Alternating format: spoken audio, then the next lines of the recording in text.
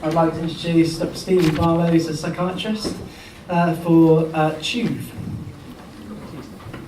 Tube, that's, excuse me, Tees-Escombe Valley NHS I didn't presume to Foundation. try and say that. Good afternoon. So I've got the graveyard postprandial slot. We'll try and keep you awake. It's good to be in Leeds. I like Leeds. It's a business-like and vibrant city. It's also one of the scariest places I've ever watched football. And I've spent many an afternoon cowering from its vibrant and business-like populace as a Mancunian. But yes, I like Leeds. I've thrown this talk together. I come back off annual leave recently, so it's I'm not sure how long it's going to take, but I'm going to try and stick to time. Please feel free to interrupt or raise your hands or ask questions as we go along. I was going to try to discuss some cases at the end, but I don't think we're going to have time. So what I wanted to do was set some of the context around prescribing psychotropic medication in prisons. I'm a forensic psychiatrist of some duration now, I suppose. I've been a consultant for 19 years, so working in and out of prisons for about 25 years, and latterly, for the last few years, almost all my clinical practice has been conducted in prisons. Some of the context, you'll be aware of this. The prison population is now about 85,000. Was about 45,000 when I first started working in prisons in the mid-1990s. The turnover is about 200,000 new receptions per annum. So the average local prison, and I work in two of them, Preston and Durham, there's almost the full turnover almost every 3 months. So that's an awful lot of referrals to primary care and to secondary mental health care. About a quarter of the... Can you hear me without the microphone? Is that? No. You can't hear me without the microphone. We need it for the back. Need the microphone. Yes. Okay. About a quarter of new arrivals in prison report a history of contact with secondary mental health services, so that's specialist mental health services. And we all know about the problems with self-harm and completed suicides. And there are roughly, a snapshot, I think, from March 2017 suggested that about 10%, 8,000 people were actively under the care of prison mental health services at that time. So the demand's enormous. The policy context going forward, this is what we are expected to achieve over the next 5 years, equivalence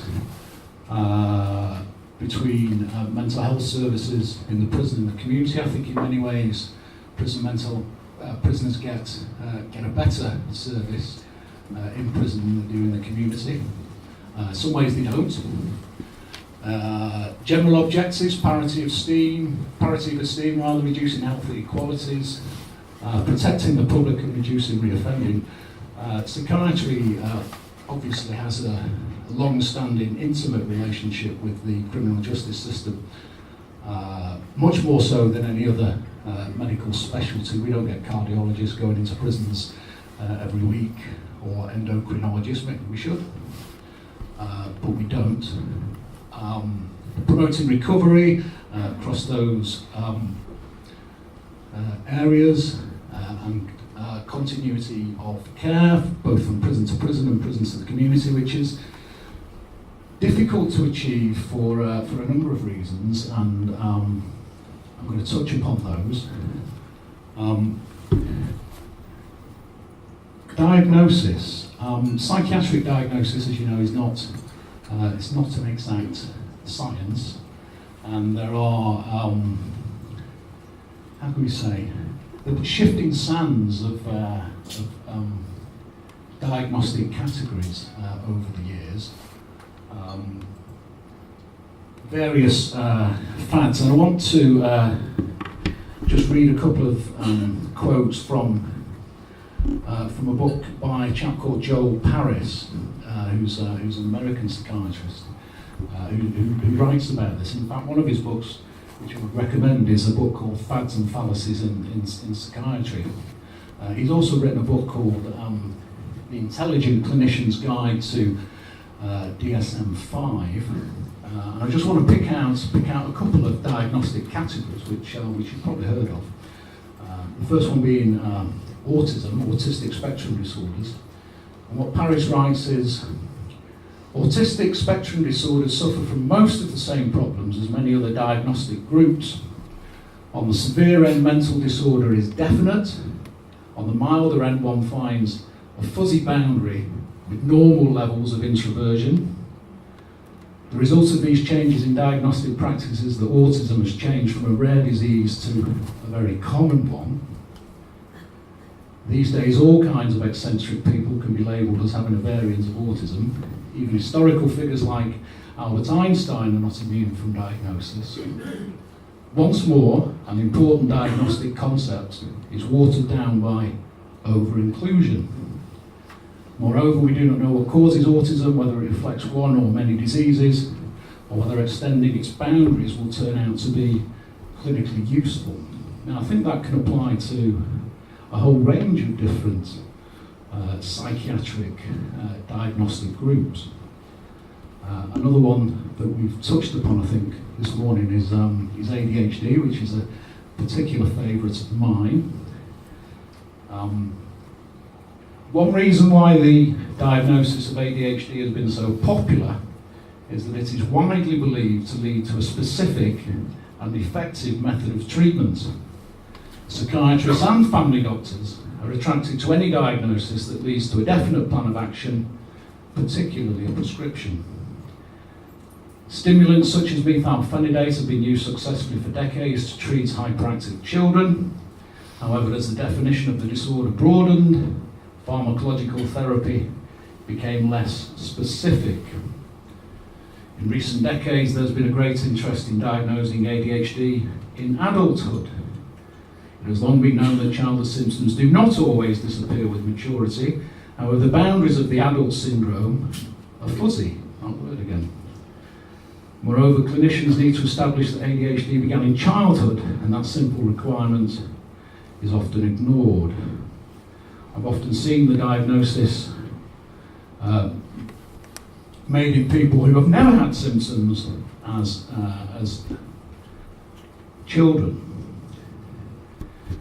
Adult ADHD is highly comorbid with mood disorders, substance misuse, and personality disorders. All of these conditions can cause attention problems in their own right.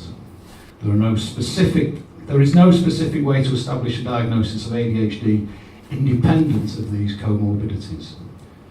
And sometimes clinicians are left with the option of prescribing a stimulant just to see if it works.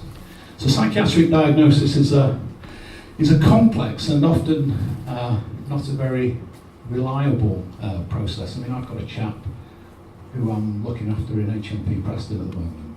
This guy is a little bit odd, has been most of his life, but for the last 5 years, he's been sleeping about once every 3 days. His mind has been racing. He's been disinhibited. He spends his whole day cycling around the area. He's also got some paranoid beliefs. He thinks that his carers, are coming into his home when he's not there, and they're stealing things and they're causing damage. So what's the diagnosis? Anybody? Substance misuse, psychosis. No, he doesn't yet. Well, he drinks. But I think he drinks to control the mood symptoms. Is it bipolar? It sounds like bipolar, doesn't it? What's the work? He's under the care. He's got a care coordinator. He's under the care of a psychiatrist in the community. What the working diagnosis is mild Asperger's syndrome and ADHD. So I'm treating him with antipsychotics and I've just put him on a mood stabiliser. So the reason I raise that is you can't always rely on the diagnosis that people come into prison with. because there are some, how can I put this, eccentric diagnostic practices amongst some of my colleagues. We're also, I think this is attested, I mean it is anecdotal, but I think there is clear evidence of an increased prevalence of severe mental illness in the prison, and I think there are a number of reasons for that. There is what we've talked about above. There is clearly, I think there is an inverse relationship between the number of acute beds and the number of people who are in prison. I think certainly there's a correlation. Whether that's causation is debatable, but I think there is. And, well, I mean, I work in the healthcare units within the prison primarily, and essentially they're waiting rooms for secure transfer. And the waiting times now are way beyond the standard of 14 days. Months and months people are waiting. So there are lots of people who have recognised severe mental illness, assessed, and it's agreed that they're in need of transfer to hospital, but they're waiting months and they're having to be treated.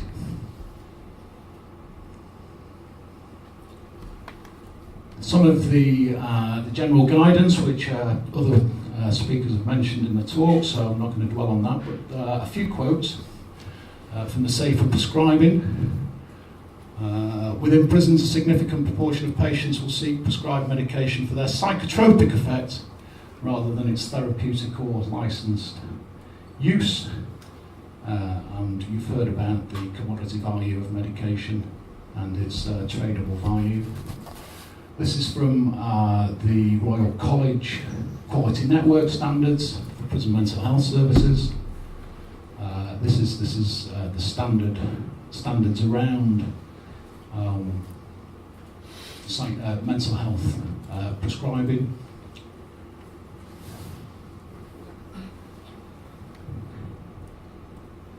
Safer use of mental health medicines. Prescribing should be in line with licensed indications and dose ranges within national guidelines, and deviation should be clearly justified. And from the NICE guidance, the NICE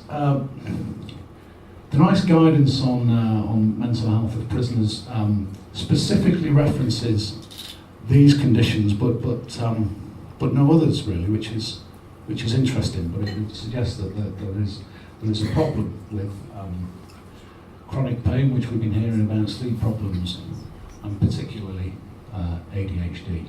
I think there's an awful lot of loose practice around the diagnosis of ADHD in prisons.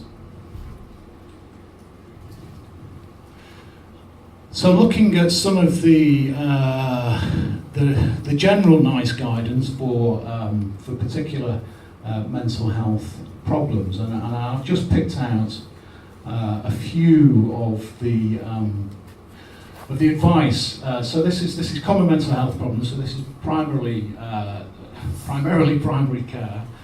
So this is the stuff that I guess most people in the audience are GPs rather than psychiatrists, as primary care clinicians. Is that right?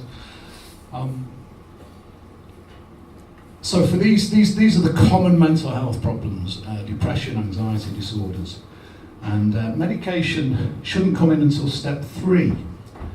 For persistent subthreshold depressive symptoms or mild to moderate common mental health disorders with an inadequate response to initial interventions, or moderate to severe common mental health disorders. So in other words, you have to go through a number of stages before you reach for the prescription pad if you're treating people who are complaining of relatively mild and simple depression and anxiety. Likewise with generalised anxiety disorder, I mean, unhelpfully, the guidance suggests that pregabalin is an effective treatment for anxiety disorder. Unhelpfully in the context of this meeting, I suppose. But it also doesn't state how long treatment should continue, and whether it should just be in the short term. It does say don't offer antipsychotics or benzos, and we do see a number of people who've been given low-dose quetiapine, for example, as an anxiolytic.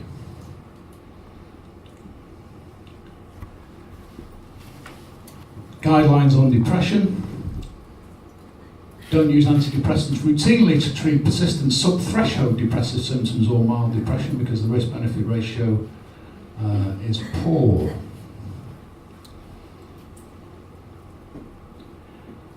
There's no demonstrable difference in the efficacy of any of the antidepressants, and these are the things that you are urged to take into account when choosing an antidepressant. And the first choice should be a generic SSRI.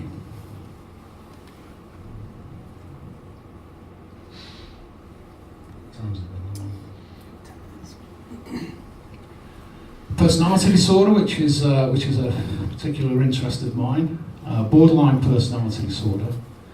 Don't use drugs specifically for borderline PD or for the symptoms of borderline PD. Antisocial PD, which is relatively common in the prison. Don't use pharmacological interventions for aggression, anger, or impulsivity. Frequently have people that I'm asked to review because they're on antipsychotic medication, and I ask them why they're on antipsychotic medication, and they say, because of my anger, because I need something to calm me down, and it's not working, doctor. I need some more of it.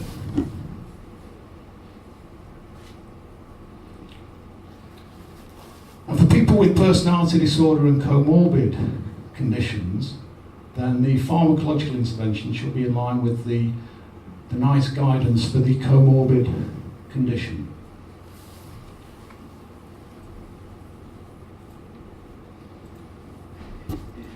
There's NICE guidance on the management of self-harm. That's fairly clear, really. Do not offer drug treatment as a specific intervention to reduce self-harm. But we do.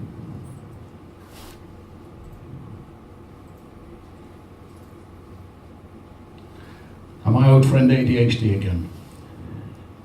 And this, I think, is helpful in my practice, I think. All medication for ADHD should only be initiated by a healthcare professional with training and expertise in diagnosing and managing ADHD. Now, most mental health trusts these days have set up specialist clinics for the management of ADHD. We don't routinely have them in prison, although they have been set up in some prisons. I don't think that was a particularly helpful intervention. Healthcare professionals initiating medication for ADHD should be familiar with the pharmacokinetic profiles, etc., ensure the treatment is tailored effectively, take account of variations in the pharmacological properties. So the usual referral I get is somebody in the 20s. They were treated or had contact with CAMS when they were about 13 or 14. They defaulted from treatment. They've not had methylphenidate for 10 or 15 years. They come into prison and they'd like some treatment for their ADHD, please. Occasionally, you do come across people who do appear to have the core features of ADHD. Now, I mean, one of the messages I want to convey is that there are no absolutes here. This is entirely my personal impression. The guys that I do treat also appear to have some kind of soft neurological signs. So they're a little bit dyspraxic, or the limbs are moving about, or they've got some kind of tic going on, and they're more likely to get a trial of treatment. But it has to be a trial of treatment. I mean, again, I get people put into my clinic when they're about to be released in 4 weeks, because they like to get their ADHD medication sorted out before they get back into the community. And when you look at the last time they left the prison, and they may have been put on ADHD medication when they were last in prison, but they didn't go to the clinic in the community. So they're not getting methylphenidate, I'm afraid, in those circumstances.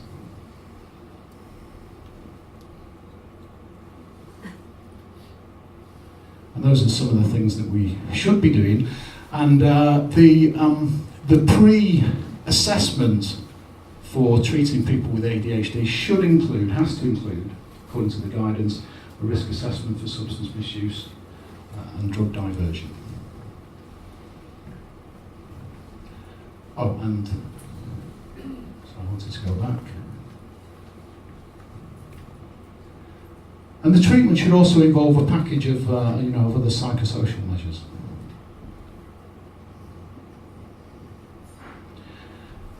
Psychosis, in some respects, is relatively straightforward. So I'm not going to dwell on this too much, but this is advice on people who are at risk of psychosis. So people with what are known as transient or attenuated psychotic symptoms. I'm not really sure what they are, or have first-degree relatives with psychosis and schizophrenia. The advice is don't routinely offer antipsychotic medication until you've got evidence of a psychosis.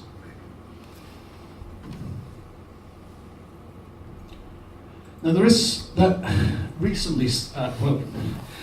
There's long been some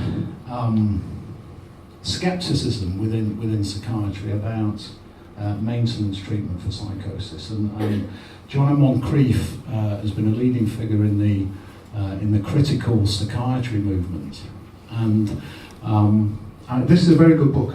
Anybody come across this book? But this book, The Bitterest Pill, essentially it's about antipsychotics, and Moncrief's thesis is that we should stop calling them antipsychotics, and we should revert to calling them what they were called when they were first introduced in the 50s, and that's major tranquilizers, because there isn't a specific antipsychotic effect. And some leading figures like Robin Murray has been a key researcher in the field of schizophrenia. He's more recently come round to the view that maybe long-term maintenance treatment can cause damage, and that the studies that showed the need for maintenance treatment, there were case control studies, people taken off medication, people kept on medication, there was a high rate of relapse in the first group, that maybe what's happening there is some rebound psychosis, so that when you block dopamine receptors in the brain for a long period of time, the brain cells react by creating more dopamine receptors in those cells, so that when you take away the blockade, you get dopamine supersensitivity. I think there's some mileage in that, in that theory. Now what that means is that when you're treating first episode psychosis, you should probably try to take people, after a period, after the symptoms have settled down, you should probably try to take them off antipsychotic medication. But you need to do it extremely carefully and extremely gradually, because otherwise you might precipitate what appears to be a relapse, and then you need to put them back on it. And this has implications for those people who are prescribed antipsychotics that don't have psychosis, and they stop taking them for either they're stopped by doctors, or they just stop taking them for periods, and then they come and they complain that they're hearing voices. What's going on there? Have we generated a psychotic illness in somebody who wouldn't otherwise have had one because we gave them some quetiapine for their anxiety or to help them sleep? Oh, no, I don't. Quetiapine, there's lots of case reports and literature on quetiapine abuse, particularly in prison. It is a relatively low potent That should say antipsychotic. There's some evidence that it potentiates the effect of methadone, which is why it's popular amongst opiate users, and has hallucinogenic effects. And in New Jersey in 2012, they took it off the formulary. So I'm running out of time, so we're not going to get on to talk very much about psychosis and substance misuse. I guess what I would advocate is a flexible approach for people. Most people in prison use substances, so people with psychosis are also using substances. Most people with psychosis in mental health units in the community are also substance users. And you have to try and treat them, regardless of whether their condition is aggravated by the substance that they're using, but you have to do it safely. I was going to talk about MPS. We've no idea what MPS is. This is a typical MPS drug dealer, and I am reliably informed by a number of people that I see in prison that actually what they're smoking is are industrial cleaners. So we've no idea what this is doing to people. We know about the acute effects and we know about the code blues, but we're also seeing, I think, a different type of psychosis amongst MPS users with a different pattern of symptoms, and some of it is becoming intractable. And the only thing that you can do for these guys, because if they're continuing to use substances, there's not much point. I mean, you can try and give them antipsychotics as well, but if they continue to use, you have to try and separate them from the supply. So there have been a number of cases, guys in Lancaster Farms, where there isn't a healthcare centre, and what I've done is I've sent them over to H1 at Preston, where there's less likely to get the spice, give them some antipsychotics, see whether they get better or not. Some of them I have to send to hospital.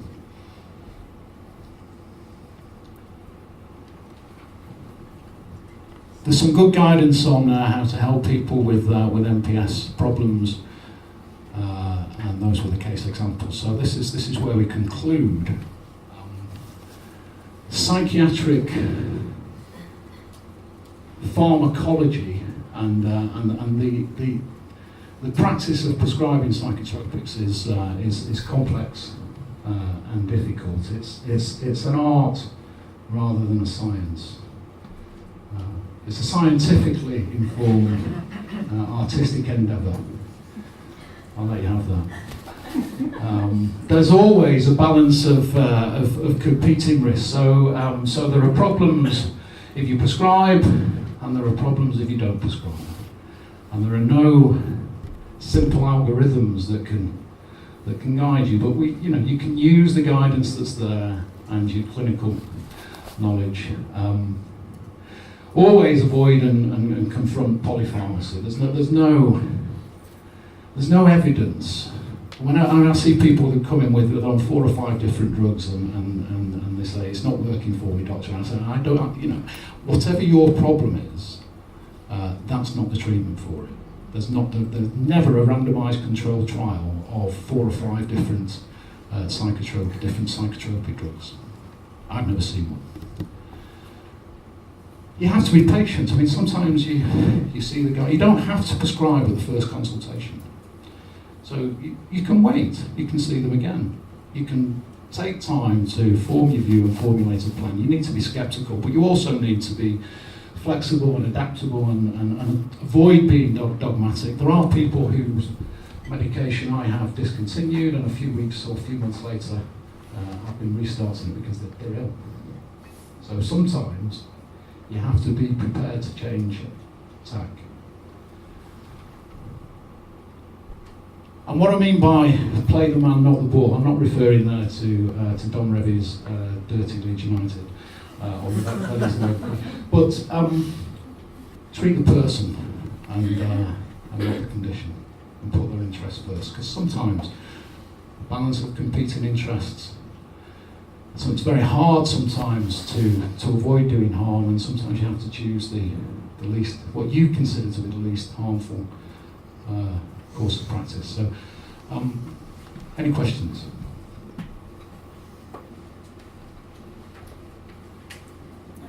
Thank you.